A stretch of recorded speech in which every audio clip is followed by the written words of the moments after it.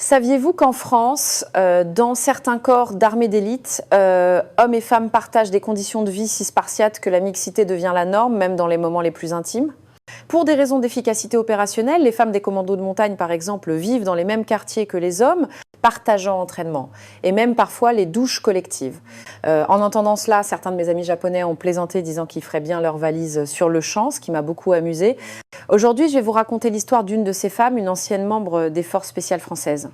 Un soir, après le dîner, rentrant chez elle, après une longue absence, elle s'apprêtait à prendre une douche. Mais le lendemain matin, elle se retrouva à partager cette même douche avec un parfait inconnu japonais, tous deux dans le plus simple appareil. Loin d'être décontenancée, elle prit sa douche à ses côtés, se moquant gentiment de la panique du jeune homme. Pourtant, c'est le comportement ultérieur de cet homme qui allait profondément la choquer et la laisser perplexe. Que s'est-il donc passé? Découvrons-le ensemble. Mes pas étaient légers alors que je marchais sur le sentier forestier verdoyant des environs de Grenoble en direction de la maison.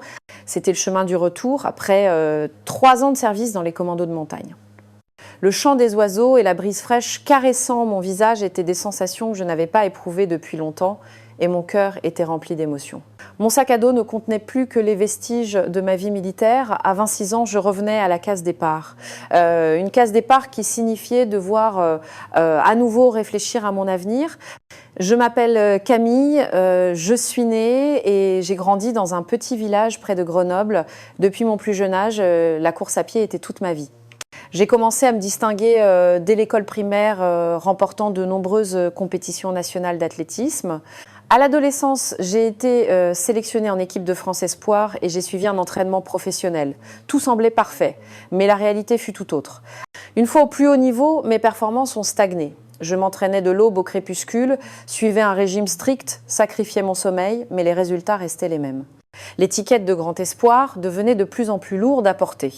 L'anxiété me rongeait et je me suis blessée à la cheville à plusieurs reprises, ce qui m'a finalement contrainte à mettre fin à ma carrière de sportive au début de la vingtaine. Pour moi qui avais tout misé sur la course, cette déception fut indescriptible. J'ai erré sans but pendant un certain temps.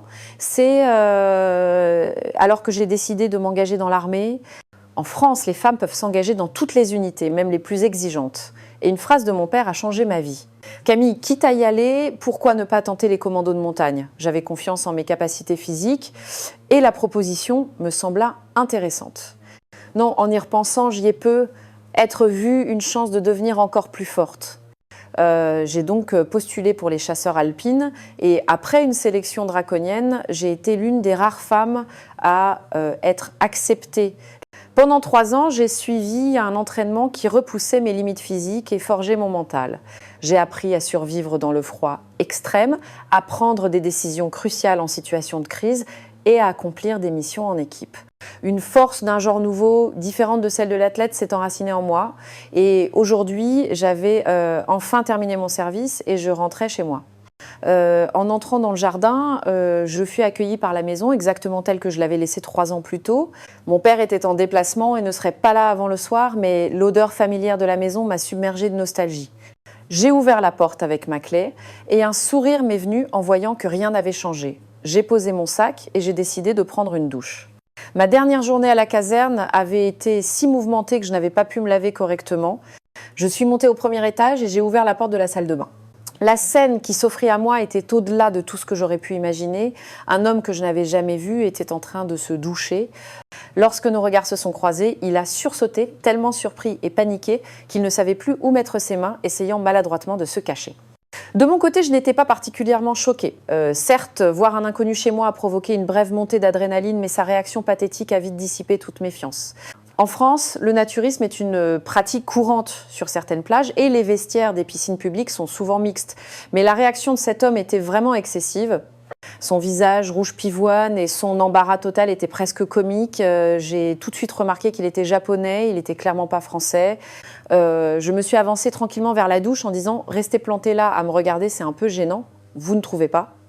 Mes mots l'ont fait sursauter de plus belle et il a détourné la tête. J'ai commencé à me doucher comme si de rien n'était. Il m'a regardé un instant, abasourdi, puis croisant à nouveau mon regard, il a terminé sa douche en toute hâte et s'est enfui. Ayant partagé les mêmes quartiers que des hommes pendant mon service et m'étant parfois lavé à leur côté pendant les exercices, j'ai rapidement retrouvé mon calme. Une fois ma douche terminée, je suis descendue au salon et j'ai trouvé mon père qui venait de rentrer. En me voyant, il m'a serré dans ses bras, surpris et heureux. Il s'est réjoui de me voir en pleine forme et m'a demandé comment s'était passée ma vie militaire, mais je suis allée droit au but. « Papa, j'ai vu un inconnu à l'étage. C'est qui ?» Le visage de mon père se figea un instant. Puis, il s'est mis à bafouiller, l'air embarrassé. Ah, j'ai complètement oublié. Quel idiot je fais. J'avais totalement zappé que tu rentrais aujourd'hui. C'est un jeune homme venu du Japon. Il s'appelle Yuki. Je lui loue ta chambre. Je restais sans voix pendant un moment. Ma chambre. Et apparemment, le contrat de location n'était pas encore terminé. La mémoire de mon père avait toujours été un problème, mais cette fois, c'était vraiment inattendu. Papa, je t'ai envoyé un message pour te dire que j'arrivais aujourd'hui. Il a sorti son téléphone d'un air penaud pour vérifier, puis il a hoché la tête encore plus embarrassé. Oui, c'est vrai. Désolée, ma chérie. J'ai tellement de travail en ce moment, je suis complètement débordée. Mais ne t'inquiète pas, c'est un garçon très bien. Il partira dans quelques mois. Ah, j'ai soupiré, mais un sourire m'est vite venu. J'étais habituée à ce côté de mon père. Et puis, la maison était assez grande, j'avais qu'à prendre une autre chambre. C'est bon, papa, je prendrai la chambre d'amis. Il a souri, reconnaissant. L'image de cet homme, Yuki, fuyant la salle de bain, m'est revenue à l'esprit. Sa panique était à la fois drôle et étrangement assez mignonne. Je l'ai trouvé peu viril, mais en même temps, ce sentiment de vulnérabilité n'était pas désagréable. À l'heure du dîner, mon père a appelé Yuki pour nous présenter officiellement. Yuki s'est incliné poliment. « Bonjour, je suis Yuki et… » je suis vraiment désolée pour tout à l'heure. Son français hésitant et le lobe de ses oreilles encore rouges m'ont fait sourire. J'ai tendu la main et j'ai répondu « Camille, en France, c'est pas si grave. Ne vous en faites pas. » Yuki a timidement serré ma main avant de la retirer aussitôt. Sa nervosité me rappelait celle des nouvelles recrues le premier jour d'entraînement. Mon père a tenté de détendre l'atmosphère avec humour. « Bon, maintenant que vous vous connaissez, soyez à l'aise. Camille, tu prendras la chambre d'amis à partir d'aujourd'hui. » « Ça te va ?» J'ai acquiescé. Puis, je me suis tournée vers Yuki et j'ai ajouté « Ma chambre vous plaît ?» Yuki a hoché la tête. « Oui, elle est magnifique. » La vue sur la forêt depuis la fenêtre est incroyable et je ferai en sorte de ne pas vous déranger. Pendant le repas, Yuki s'est montré très poli. Il discutait parfois avec mon père de la culture française et j'ai remarqué qu'il avait des connaissances assez approfondies. J'écoutais principalement, tout en répondant brièvement aux questions de mon père sur ma vie militaire. La question de mon avenir a refait surface dans mon esprit. Après le repas, en transportant mes affaires dans ma nouvelle chambre, j'ai repensé à mes années dans les forces spéciales. Ces 3 ans m'avaient sans aucun doute rendue plus forte. Mais la direction à prendre restait floue. J'avais renoncé à mon rêve d'athlète, mais je savais que cette expérience et la force que j'avais acquise me serviraient un jour. En regardant le ciel nocturne de Grenoble par la fenêtre, une idée que je caressais depuis longtemps m'est revenue. Marcher sur le chemin de Saint-Jacques-de-Compostelle, la voie du Puy, 750 km jusqu'à Saint-Jean-Pied-de-Port. Ce voyage était sur ma liste de choses à faire depuis des années. Maintenant que j'avais terminé mon service et que j'étais au sommet de ma forme physique, c'était le moment idéal pour me lancer. Je me suis dit que ce serait l'occasion de me poser beaucoup de questions et de trouver des réponses pour mon avenir. Le lendemain matin, j'ai parlé de mon projet de pèlerinage à mon père. Comme toujours, il a respecté ma décision. C'est une excellente idée. Tu auras beaucoup de temps pour réfléchir en marchant. À la table du petit déjeuner, Yuki, qui avait entendu notre conversation, a soudain eu les yeux qui brillaient. Le chemin de Compostelle, ce parcours est aussi sur ma liste de choses à faire. À cet instant, mon regard sur Yuki a changé. J'étais surprise qu'un jeune homme venu d'une culture si différente s'intéresse à un chemin de pèlerinage traditionnel français. Peut-être était-il plus intéressant que je ne le pensais au premier abord. Bien sûr, l'image de lui paniqué dans la douche était encore vive dans mon esprit. Qu'est-ce qui intéresse un Japonais dans le pèlerinage de Compostelle ? Yuki a expliqué qu'il voulait une occasion de dialoguer davantage avec lui-même et de se mettre à l'épreuve. Mon père l'écoutait avec un regard curieux. J'ai plaisanté un peu, mais attention, je marche assez vite. Un corps fragile comme le vôtre ne pourra pas suivre. Mon père a éclaté de rire et a tapé sur l'épaule de Yuki. On ne sait jamais avant d'avoir essayé. Yuki a répondu avec une confiance surprenante. Même si je m'effondre, vous n'aurez pas besoin de m'aider. Sa réponse assurée m'a fait rire malgré moi. Contrairement à mes attentes, il semblait avoir une certaine confiance en lui Dans les commandos, j'avais parfois vu ce type de personnes, faibles en apparence mais capables d'endurer jusqu'au bout. Bien sûr, il faudrait le vérifier par moi-même. Dès le lendemain, nous avons commencé les préparatifs, nourriture, équipement, cartes, informations sur les hébergements. Nous avons tout vérifié méticuleusement. Alors que je me concentrais sur les aspects pratiques fortes de mon expérience militaire, Yuki préparait soigneusement des documents sur l'histoire et la signification culturelle du chemin. Nos approches étaient différentes mais étrangement complémentaires. La veille du départ, mon père a organisé une petite fête pour nous. Il avait préparé des plats traditionnels de la région, comme un gratin dauphinois, et nous a souhaité bonne route. Yuki nous a fait goûter un thé japonais spécial qu'il avait apporté, un gyokuro. En buvant ce thé parfumé, je me suis soudain demandé à quoi ressemblerait ce voyage avec cet inconnu. Le lendemain, à l'aube, nous sommes partis du point de départ, le Puy-en-Velay. Le temps de la mi-mai était parfait. Un vent frais et agréable soufflait et la nature était éclatante de vie. La première journée fut relativement facile. Nous avons marché une vingtaine de kilomètres, principalement sur du plat, et nous sommes arrivés sans difficulté à notre premier gîte. Grâce à ma condition physique militaire, j'ai marché avec aisance. Yuki, de son côté, semblait avoir du mal à réguler sa respiration au début, mais il a suivi le rythme. Et à ma grande surprise, il n'a jamais demandé à faire de pause. Il se contentait de boire de l'eau de temps en temps pour reprendre son souffle et continuait à avancer en silence. Sa volonté était plus forte que je ne l'avais imaginé. Notre premier hébergement était une ancienne ferme rénovée en gîte d'étape pour les pèlerins. Nous avons pu y loger pour un prix modique. Après le dîner, Yuki a sorti son ordinateur portable et a commencé à noter méticuleusement l'itinéraire de la journée et ce qu'il avait vu. Moi, je me contentais de regarder le paysage par la fenêtre, perdu dans mes pensées. Nos styles de voyage si différents commençaient déjà à se manifester. Dès le deuxième jour, les difficultés ont commencé. Des pentes abruptes et des terrains accidentés nous attendaient. De plus, il s'est mis à pleuvoir soudainement. Je grimpais et descendais les sentiers à un rythme soutenu, mais Yuki a commencé à prendre du retard. Quand je l'ai attendu, il m'a souri d'un air désolé. Ça fait longtemps que je n'ai pas autant marché, j'ai du mal à gérer mon rythme, mais je n'abandonnerai pas. Ces paroles m'ont fait, étrangement, du bien. Finalement, nous sommes arrivés au deuxième gîte avec 2 heures de retard sur notre plan initial. Yuki était trempé et semblait épuisé, mais il n'a pas manqué de noter son journal de bord. Le voir sécher son ordinateur portable humide tout en tapant frénétiquement m'a amusé. Vous devez vraiment écrire tous les jours comme ça, vous ne pouvez pas juste ressentir les choses. À ma question, Yuki a répondu avec un regard sérieux. Je veux garder une trace de mes pensées et de mes émotions du moment. Je me souviens des grands événements de mon enfance, mais en y repensant, je réalise que j'ai oublié beaucoup de souvenirs précieux. Les émotions d'un instant s'évanouissent si facilement. Ces paroles m'ont fait réfléchir. J'avais toujours vécu en me concentrant sur le présent, mais ce faisant, il est vrai que de nombreux moments étaient devenus flous. Mes souvenirs de l'époque où j'étais athlète, mes expériences pendant l'entraînement militaire, une grande partie s'était estompée faute de les avoir notées. Le 3e jour, nous sommes partis au lever du soleil. La pluie avait cessé et un ciel dégagé nous a accueillis. Yuki avait des ampoules aux pieds, mais il a continué à marcher en silence. Je lui ai soigné ses ampoules avec les techniques de premier secours que j'avais apprises à l'armée. Yuki a observé mes gestes avec étonnement. Vous apprenez aussi ce genre de choses dans les forces spéciales ? J'ai hoché la tête et je lui ai parlé des moments les plus difficiles de mon entraînement. Survivre dans un froid glacial, tenir une semaine avec des rations limitées, apprendre à faire confiance à ses coéquipiers. En racontant ces histoires, mes souvenirs de l'armée sont revenus avec une clarté saisissante.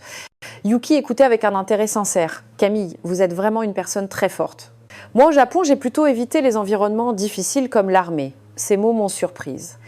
Il a continué. Pour des raisons de santé, il m'était difficile de participer à ce genre d'entraînement. J'ai l'air en forme maintenant, mais enfant, j'étais très fragile. Je souffrais d'un asthme sévère. C'est peut-être pour ça que j'ai toujours voulu me prouver des choses à moi-même. Sa confession honnête m'a incité à m'ouvrir à mon tour. Je lui ai parlé de mes déceptions en tant qu'athlète, de mon désarroi après ma retraite et des vraies raisons qui m'avaient poussée à m'engager. En marchant sur le chemin, nous avons commencé à nous découvrir mutuellement. Le 5e jour, nous sommes arrivés dans un grand village. Un marché s'y tenait et nous avons pu acheter des fruits frais et du pain. Yuki a essayé de parler avec les habitants dans son français hésitant. C'était maladroit, mais son courage m'a semblé adorable. Je l'ai aidé en traduisant de temps en temps. Ce soir-là, nous avons participé à une petite fête sur la place du village. Il y avait de la musique et des danses traditionnelles et les habitants nous ont accueillis chaleureusement. Yuki a tenté d'apprendre une danse folklorique auvergnate, mais ses mouvements gauches ont fait rire tout le monde. Sa persévérance était impressionnante. Au bout d'une semaine, notre voyage avait trouvé son rythme. Nous partions tôt le matin, marchions jusqu'à l'après-midi et le soir, nous discutions de ce que nous avions vu et ressenti. Au début, c'était un peu tendu, mais nous avions appris à respecter le rythme de l'autre. Yuki essayait toujours de tout faire selon un planning précis. Heure de départ, temps de pause, heure d'arrivée prévue, il planifiait tout et essayait de s'y tenir. Moi, en revanche, je voyageais de manière beaucoup plus libre. Si une fleur sauvage sur le bord du chemin était jolie, je m'arrêtais pour l'admirer. Si une cascade apparaissait soudainement, je faisais un détour. Ces différences ont parfois créé des frictions. Le 10e jour, Yuki m'a fait part de son mécontentement. « Camille, vous êtes trop spontanée, on ne respecte jamais le plan. » Aujourd'hui encore, nous sommes arrivés avec 2 heures de retard. Je comprenais sa frustration, mais je lui ai aussi expliqué ma façon de voir les choses. Un voyage ne se déroule pas toujours comme prévu. Parfois, c'est en se perdant qu'on découvre de nouvelles choses. Ce soir-là, nous avons planté notre tente près d'une vieille chapelle sur le plateau de l'Aubrac. Les étoiles dans le ciel nocturne brillaient d'un éclat particulier. Yuki s'est assis à côté de moi et a dit calmement « En fait, j'ai toujours vécu en suivant un plan. » Les attentes de mes parents, les exigences de l'école, la pression de la société. J'ai toujours essayé de tout faire parfaitement. C'est pourquoi parfois j'envie votre façon de vivre si librement. Sa confession sincère m'a touchée. Moi, c'est le contraire. J'ai vécu sans plan et je me suis sentie perdue. Après avoir arrêté l'athlétisme, j'avais vraiment l'impression de n'avoir nulle part où aller. Même les forces spéciales, c'était un choix fait un peu par hasard. C'est ainsi que nous avons commencé à comprendre nos différences. Au 15e jour de notre voyage, nous avons commencé à apprendre des qualités de l'autre. J'ai appris à respecter le sens de l'organisation de Yuki et lui à accepter peu à peu ma liberté. Le changement le plus surprenant fut la condition physique de Yuki. Lui qui peinait à faire 20 km au début pouvait maintenant en parcourir 30. Chaque matin, il faisait les étirements que je lui avais enseignés et il a appris à préserver son énergie en marchant correctement. Sa progression était fulgurante. Le 21e jour, nous sommes arrivés au bord d'un petit lac près de Figeac. Ce jour-là, un coucher de soleil particulièrement beau se reflétait sur l'eau. Yuki a voulu immortaliser la scène avec son appareil photo, mais la batterie était à plat, à son grand désarroi. Je lui ai dit... Parfois, c'est bien de simplement graver les choses dans ses yeux, sans appareil. C'est comme ça qu'elles restent vraiment gravées dans le cœur. Yuki a réfléchi un instant et a baissé son appareil. Nous nous sommes assis côte à côte et avons regardé le soleil se coucher. Soudain, Yuki a dit « Camille, je suis vraiment content de faire ce voyage avec vous. Seul, j'aurais manqué tellement de choses. » Ces mots m'ont réchauffé le cœur. Ce compagnon de route que je trouvais au début encombrant était en train de devenir quelqu'un de précieux. Son sérieux, sa ténacité, son désir d'apprendre, tout cela me semblait de plus en plus charmant. Cette nuit-là, dans la tente, allongés dans nos sacs de couchage respectifs, en regardant le plafond étoilé, j'ai senti pour la première fois que mes sentiments pour Yuki dépassaient la simple camaraderie ou l'amitié. Écouter sa respiration régulière me procurait un étrange sentiment de sérénité. Je ne savais pas quand ces sentiments avaient commencé, mais une chose était sûre, je ne pouvais plus les nier. Après avoir parcouru la moitié du chemin, nous étions devenus des partenaires parfaits, nous complétant mutuellement. Le reste du voyage me paraissait soudain encore plus excitant. Au 21e jour de notre pèlerinage, nous sommes entrés dans la dernière centaine de kilomètres. Le temps était magnifique. Un soleil chaud filtrait à travers les arbres de la forêt et une brise fraîche séchait notre sueur. Yuki était désormais un randonneur aguerri. Sa démarche maladroite du début avait disparu, remplacée par une assurance tranquille. Observer sa transformation m'apportait une joie étrange. Ce jour-là, nous traversions une section escarpée des Pyrénées. Après avoir grimpé une pente raide pendant environ 2 heures, nous avons entamé la descente. La pente était forte et chaque pas demandait de la prudence. J'utilisais les techniques de descente apprises à l'armée, progressant avec précaution. J'avais prévenu Yuki. Fais attention, il y a beaucoup de pierres et ça glisse. Descends doucement. Suivant mes conseils, Yuki descendait prudemment. Mais à un moment d'inattention, une pierre a roulé sous mon pied. J'ai perdu l'équilibre et je me suis tordu la cheville droite. Une douleur soudaine m'a arraché un cri « Aïe !» Yuki, qui marchait derrière moi, s'est précipité, il a évalué la situation et a immédiatement commencé les premiers soins. Il a sorti un bandage de son sac, a solidement bandé ma cheville et a appliqué sa gourde d'eau froide pour limiter le gonflement. Ces gestes étaient étonnamment sûrs. Ça va, c'est juste une petite entorse. J'ai essayé de me relever en disant que ça irait, mais une douleur aiguë m'a transpercé la cheville. Yuki a examiné ma cheville avec un air grave. C'était clairement plus sérieux qu'une simple foulure, mais nous étions sur un sentier isolé et le prochain village était à au moins 5 heures de marche. Si je me repose un peu, ça ira. Il ne faut pas perdre de temps. Yuki a secoué la tête en silence. Il a pris mon sac à dos et l'a mis par-dessus le sien. Son sac était déjà lourd et avec le mien en plus, le poids devait être considérable. Pourtant, il n'a rien dit et a tout chargé sur son dos.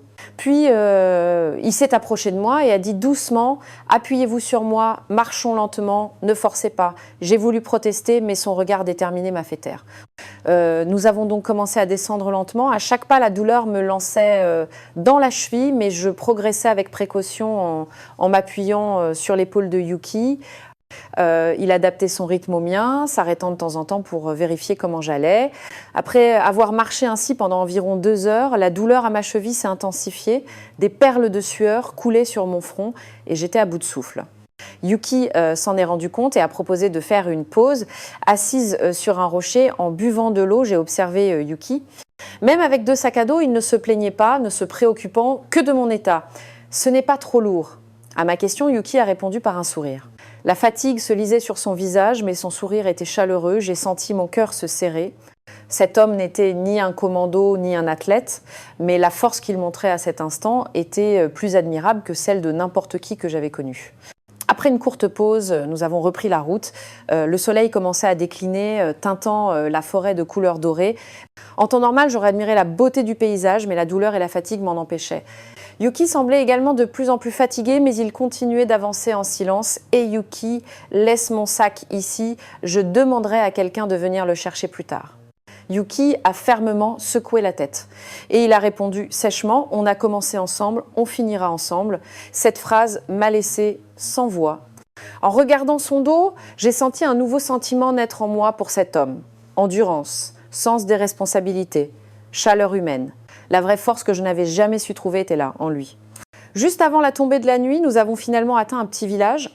En entrant dans une petite auberge à l'entrée du village, le propriétaire nous a accueillis avec un air surpris, particulièrement étonné de voir Yuki avec 2 énormes sacs à dos. Il nous a rapidement préparé une chambre et après avoir examiné ma cheville, il a apporté une trousse de premiers soins. Dès que nous sommes entrés dans la chambre, Yuki a de nouveau examiné ma cheville. Elle était très enflée et un hématome commençait à apparaître. Yuki a enveloppé ma cheville dans une serviette froide et a appliqué avec soin une pommade aux herbes que l'aubergiste lui avait donnée. Ses gestes étaient doux et méticuleux. « Demain, il faudra vous reposer. Si vous forcez, ça pourrait s'aggraver », a-t-il dit en soignant ma cheville. J'étais d'accord. La douleur était plus forte que je ne le pensais et il était clair que je ne pourrais pas marcher tout de suite. Après avoir soigné ma cheville, Yuki est sorti chercher le dîner. Il est revenu peu après avec une soupe chaude, du pain et une tisane locale. Cette tisane aide à soulager la douleur. L'attention de Yuki m'a touchée. En mangeant, nous avons parlé de ce qui s'était passé. Yuki s'inquiétait pour ma cheville, mais moi je pensais à autre chose. Yuki, merci beaucoup pour aujourd'hui. Tu as porté 2 sacs sur ce chemin difficile sans jamais te plaindre. Yuki a souri, un peu gêné. Puis il a dit doucement, en fait, quand j'ai beaucoup de choses en tête, je marche sans réfléchir. Quand le corps est fatigué, l'esprit s'éclaircit. Aujourd'hui, j'ai fatigué mon corps pour quelqu'un d'autre, alors je me sens encore plus serein. Ces mots ont fait battre mon cœur plus vite. J'avais côtoyé beaucoup d'hommes pendant mon service, mais je n'avais jamais ressenti cela. Les paroles sincères de Yuki avaient fini par ouvrir complètement mon cœur. Le lendemain, comme prévu, nous avons pris une journée de repos. Yuki est allé chercher le médecin du village de bon matin. Le médecin a examiné ma cheville et a dit que ce n'était pas une blessure grave, mais que quelques jours de repos étaient nécessaires. Nous avons donc décidé de passer 2 jours de plus dans ce village. Pendant ma convalescence, Yuki n'a pas quitté mon chevet. Il se promenait dans le village et me rapportait des histoires intéressantes ou de la nourriture, et nous passions du temps ensemble.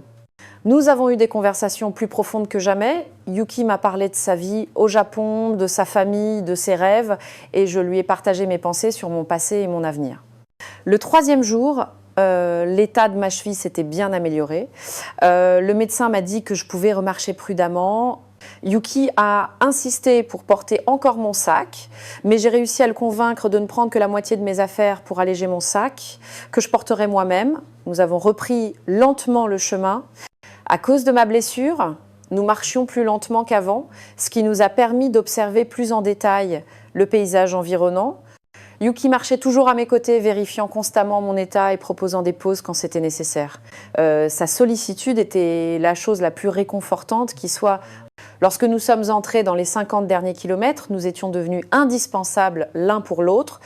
Le matin, au réveil, mon premier réflexe était de chercher le visage de Yuki et sa présence était un soutien constant tout au long de la journée.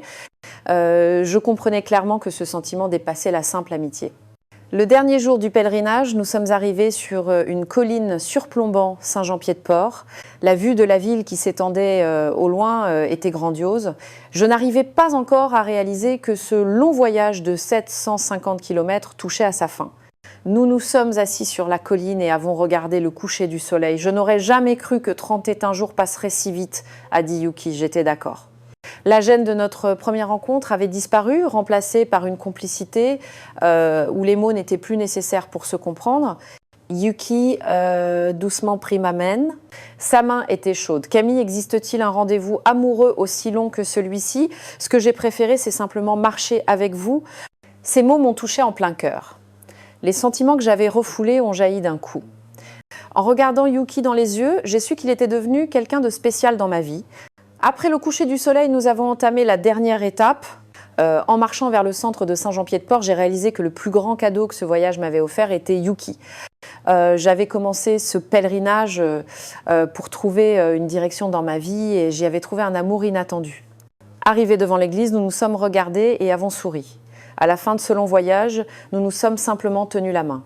Les mots étaient superflus. À cet instant, j'étais sûre de mon avenir et de la direction que mon cœur prenait. C'était un chemin à parcourir aux côtés de Yuki. Nous avons pris une photo souvenir et avons reçu notre crédential tamponné, le certificat du pèlerin. Yuki l'a rangé précieusement dans son sac en disant « Ce n'est que le début de notre histoire ». J'ai souri à ces mots. C'est ainsi que notre pèlerinage s'est terminé, mais un nouveau voyage ne faisait que commencer. Après la fin du pèlerinage, Yuki et moi avons passé un mois de plus en France. Nous avons voyagé dans la région de Grenoble en attendant que ma cheville soit complètement guérie. Yuki organisait les documents pour sa thèse tout en me parlant du Japon. Chaque fois qu'il me décrivait sa ville natale, Tokyo, ma curiosité grandissait. Un jour, Yuki m'a fait une proposition avec une certaine hésitation. « Camille, et si tu venais avec moi au Japon ? Je dois finir ma thèse et je pense que ce serait une nouvelle expérience pour toi. » Sa proposition était soudaine, mais dans mon cœur, je savais déjà que je voulais être avec lui. J'ai donc accepté sans grande hésitation. Mon père a respecté ma décision, mais il n'a pas pu cacher son inquiétude. Finalement, j'ai quitté la France et je suis montée dans un avion pour le Japon avec Yuki. En arrivant à l'aéroport de Narita, j'ai eu l'impression d'entrer dans un autre monde. L'aéroport bondé, les gens qui se déplaçaient rapidement, la langue et la culture inconnue, tout était nouveau et fascinant. Yuki m'a serré la main fermement pour me rassurer. « Prends ton temps pour t'habituer, je serai là pour t'aider. » Arrivés à Tokyo, nous avons déposé nos affaires dans le studio de Yuki. C'était un petit espace mais confortable. La vue nocturne de Tokyo depuis la fenêtre était complètement différente de celle de Grenoble. La multitude de gratte-ciel illuminant le ciel était impressionnante. À partir de ce jour, j'ai commencé à m'adapter à la vie au Japon. Le premier mois a été vraiment difficile. La barrière de la langue, la nourriture, les différences culturelles, tout était nouveau pour moi. Mais Yuki était toujours à mes côtés pour m'aider. Il m'a tout appris du japonais de base à l'utilisation des transports en commun en passant par la façon de commander au restaurant. Comme sur le chemin de Compostelle, nous parcourions ensemble un nouveau chemin. Après environ 2 mois au Japon, j'ai commencé à réfléchir à mon avenir professionnel. Rester simplement en tant que touriste me semblait être un gaspillage. Yuki avait repris ses études supérieures pour terminer sa thèse, mais moi, je n'avais toujours pas d'objectif. Un jour, Yuki a suggéré que nous allions courir dans un parc le long de la rivière Tama.